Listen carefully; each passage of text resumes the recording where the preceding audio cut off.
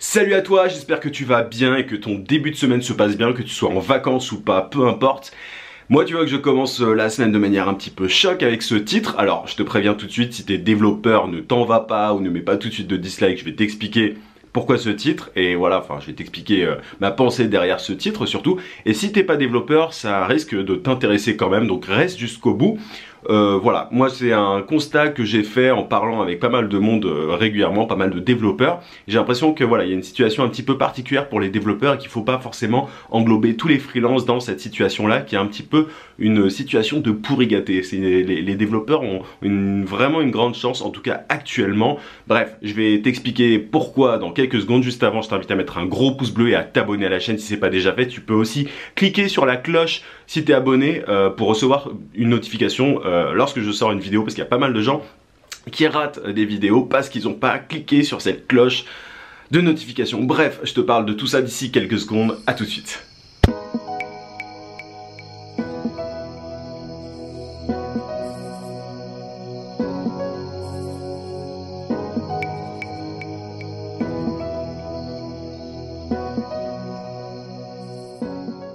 Alors, qu'est-ce que je voulais dire par ce titre? Quand je parle de développeur, déjà, sache que je parle de développeur freelance, comme dans la plupart de mes vidéos, je te parle de freelancing et pas des développeurs salariés, ça, voilà, j'en sais rien, peu importe. Mais je te parle principalement des développeurs freelance avec qui, moi, je parle de temps en temps. Alors, c'est un truc dont je me suis rendu compte récemment, donc je parle régulièrement avec des gens, mais là, alors, j'ai lancé une publicité récemment sur Facebook pour, voilà, aider des freelances. Voilà, j'avais ciblé des freelances pour parler d'un certain sujet. Et là j'ai eu une remarque d'un développeur en fait freelance qui a fait un gros commentaire sur la vidéo et qui disait qu'il n'était pas d'accord avec moi. Alors dans cette vidéo concrètement je parlais de la plateforme Upwork, enfin non, des plateformes générales, de manière générale d'ailleurs, pas que Upwork. Mais je disais que voilà, la plus grosse erreur c'est de compter uniquement sur ces plateformes. Et ce développeur m'a dit, enfin m'a pas personnellement parlé, mais en gros il disait qu'il n'était pas d'accord et que pour lui, voilà, les plateformes c'était bien, qu'il fallait se faire sa propre expérience, etc.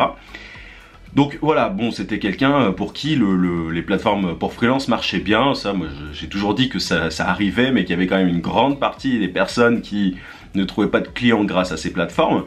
Et bon bref, ça aurait pu s'arrêter là, mais j'ai aussi eu récemment quelqu'un qui m'a dit qu'il se reconnaissait pas, un abonné, qui se reconnaissait pas dans la description que je faisais des plateformes pour freelance. Alors c'est vraiment un sujet qui passionne pas mal de monde, on dirait, enfin moi j'en parle régulièrement parce que c'est un petit peu mon combat. Parce que je considère qu'on peut, en gros, si t'as pas vu mes anciennes vidéos, qu'on peut trouver des clients, de meilleurs clients ailleurs que sur ces plateformes-là, qui poussent au prix plus bas, enfin qui mettent les freelances en concurrence d'ailleurs. Et en gros, voilà, cette personne, cet abonné, disait que lui, il arrivait à trouver des gros projets sur Upwork, etc. Et là, je me suis dit, mais en fait, le point commun de ces deux personnes, c'est qu'elles sont, enfin, ce sont des développeurs, quoi. Ce sont des personnes qui ont une expertise qui est très demandée aujourd'hui. Et au-delà de ça, il faut savoir que les développeurs en général ils sont rarement généralistes. Les développeurs généralistes, entre guillemets, ils s'appellent full stack. En gros, ils maîtrisent tout un tas de langages, etc. Bon, je suis pas un expert du sujet, mais voilà, ils maîtrisent tout un tas de choses en code. Et souvent, les développeurs sont spécialisés dans un langage. Tu as des experts en Node.js, tu as des experts en, j'en sais rien moi, en PHP, enfin voilà, tu as tout un tas de langages. Et en gros, alors ça c'est vraiment, c'est pas une affirmation, c'est une hypothèse, mais je pense qu'elle est juste. Je pense que les développeurs ont déjà plus de chances que beaucoup d'autres parce qu'ils ont une expertise, comment dire, c'est une expertise que tout le monde ne peut pas se revendiquer de développeur, si tu veux, tu vois, c'est technique. Donc les réseaux sociaux à côté, moi je considère que les réseaux sociaux c'est un boulot, être social media manager, community manager, enfin tout ça c'est un boulot. Mais il y a plus de gens qui se prétendent pouvoir devenir community manager que codeur. Tu vois, codeur, bah soit tu sais coder, soit tu sais pas coder. Par contre, il y a tout le monde qui sait poster sur les réseaux sociaux. Alors, ça suffit pas pour devenir CM ou social media manager, mais voilà, du coup, en apparence, tout le monde peut devenir CM ou autre. Par contre, tout le monde ne peut pas devenir codeur parce que tout le monde ne sait pas coder. Alors déjà, donc il y a une espèce de barrière à l'entrée pour devenir codeur. Donc derrière, tu as moins de monde qui est codeur et il y a une énorme demande. Il y a une énorme demande partout. Enfin, tu vois, on est quand même à l'époque des hackers, on est à l'époque des les codeurs et tout, c'est les nouvelles rockstars entre guillemets, enfin les personnes qui développent des applications et tout, enfin qui montent des startups, c'est souvent des développeurs. Et du coup voilà, il y a pas tant que ça de développeurs encore, il y a une grosse demande. Donc forcément quand ces personnes vont sur des plateformes pour freelance, bah, elles ont beaucoup plus de chances de trouver des clients, comparé à un graphiste ou comparé à un community manager ou autre, tu vois, un photographe ou autre. En fait, voilà, je pense que c'est les développeurs aujourd'hui ont une grosse chance, et j'ai déjà dit ça dans une autre vidéo. Moi, si je démarrais de zéro et que je voulais me lancer dans un truc pour devenir totalement indépendant, je me lancerais en tant que développeur, parce qu'on est à une époque vraiment, enfin on est au tout début encore, même si voilà, ça fait quand même quelques années que ça existe, mais on est à une époque où il y a énormément de demandes au niveau des développeurs, donc forcément ils peuvent imposer des prix beaucoup plus importants. Et enfin voilà, ils s'en sortent beaucoup mieux. Il y a beaucoup plus de personnes qui viennent vers ces développeurs. Alors attention, c'est le cas aujourd'hui.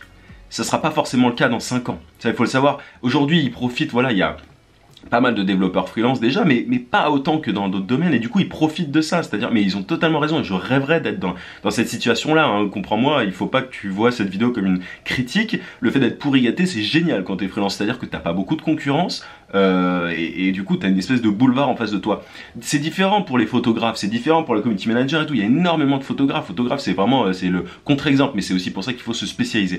Et il y a un truc, c'est que, en raison de la technicité du code et tout, les développeurs sont obligés un petit peu de se spécialiser. Et c'est pas le cas de tout le monde, c'est pas le cas des community managers, c'est pas le cas des photographes, etc. Parce que ils ont, tu vois, tu peux maîtriser les réseaux sociaux pour différents types de marques, enfin les différents réseaux sociaux et tout. Du coup, ben, là c'est l'exemple des CM, mais du coup les gens se disent bon bah je vais être généraliste, enfin je vais dire simplement que je suis CM et je vais pas me spécialiser parce qu'on n'a pas on n'a pas la même approche en fait que les développeurs. Les développeurs eux ils sont quasiment obligés de se spécialiser parce que sinon c'est tellement compliqué de connaître tous les langages qu'ils pourraient pas se lancer en tant que freelance. Donc du coup voilà, en général ils maîtrisent un langage parfaitement. Et voilà, du coup, c'est des développeurs, donc déjà, c'est un truc qui est très demandé, et en plus, ils sont spécialisés, donc voilà, c'est encore plus une niche, et c'est génial. Donc, voilà, moi je pense que les codeurs, les développeurs, t'appelles ça comme tu veux, sont ultra pourri gâtés aujourd'hui. Et c'est pour ça que je pense que, voilà, moi quand je parle sur ma chaîne, je pense pas que je m'adresse à beaucoup de développeurs. Je sais qu'il y en a, mais il n'y en a pas autant que des community managers, photographes, graphistes, etc. Enfin, je vais pas citer tout le monde. Mais du coup, je pense pas que je m'adresse principalement à eux parce qu'ils sont un petit peu, voilà, ils sont dans une espèce de tour d'ivoire aujourd'hui, dans le sens où ils n'ont pas besoin de fournir autant d'efforts que d'autres freelances pour trouver des clients. Ils ont parfois même pas besoin de trouver des clients, tu vois, ils s'inscrivent eux sur Upwork, ils s'inscrivent sur Coder, est-ce que tu veux, et ils peuvent trouver du boulot, et derrière ils peuvent aussi imposer leur prix. Parce que c'est pas, voilà, il n'y a pas autant de concurrence. Le mec qui est expert en Node.js, bah déjà, faut trouver l'expert freelance en Node.js qui est disponible tel jour, enfin, pendant telle période, tu vois. C'est-à-dire que derrière, les personnes qui ont ces besoins-là, elles n'ont pas trop de marge de négociation. Par contre, tu peux totalement négocier entre 2 CM, tu peux négocier entre 2 graphistes, 2 web designers, bref. Voilà, il y a moins d'experts dans ces domaines-là. Enfin, il y a plus d'experts, pardon, CM, etc. dans ces domaines-là que d'experts codeurs, développeurs.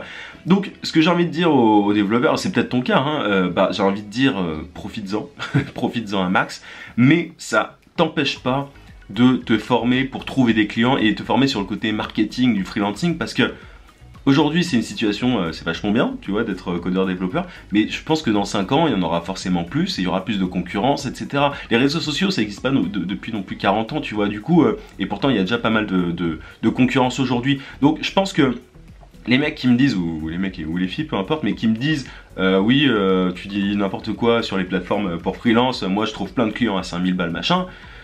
Bah, profites-en parce que voilà, c'est pas le cas de tout le monde en fait. Et ils sont un petit peu déconnectés. Le codeur, le développeur freelance est forcément déconnecté par rapport à beaucoup d'autres. Et quand je parlais à l'abonné qui m'avait notamment fait part de ça, du fait qu'il se reconnaissait pas dans ma vidéo, il le disait hein, de manière très franche, il disait ah, bah, j'ai quand même l'impression de pas forcément être dans le cas majoritaire parce qu'il y a pas mal de monde apparemment sur ta chaîne qui se plaignent de ça, de pas trouver des clients sur les plateformes et tout, donc j'ai l'impression d'être un cas isolé, c'est ce qu'il me disait. Donc il s'en est rendu compte, mais de manière générale les développeurs s'en rendent pas forcément compte parce que c'est une expertise qui est très demandée. Donc voilà, j'aimerais bien savoir aussi, bon je ferai un petit sondage à la fin de la vidéo, ça se termine bientôt, t'inquiète pas, mais ce serait vachement intéressant de savoir quel est le pourcentage en fait de codeurs, de graphistes et tout sur la chaîne qui regardent. J'aimerais bien savoir ce que tu fais concrètement comme boulot. Est-ce que t'es CM, est-ce que t'es graphiste, est-ce que t'es photographe? Ouais, je te le dis tout de suite, tu cliques ici sur le i pour participer au sondage, t'as juste un clic à faire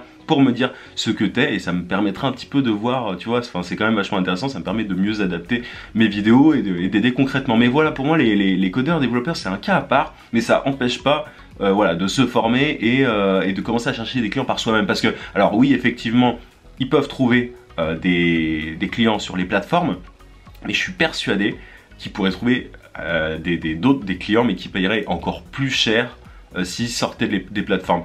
Alors je vais faire court, mais ça fait 9 minutes que je parle déjà, plus que ça. Moi j'avais fait une fois, j'avais proposé à un cabinet de consulting ou un truc comme ça, une fois un site web pour 20 000 euros.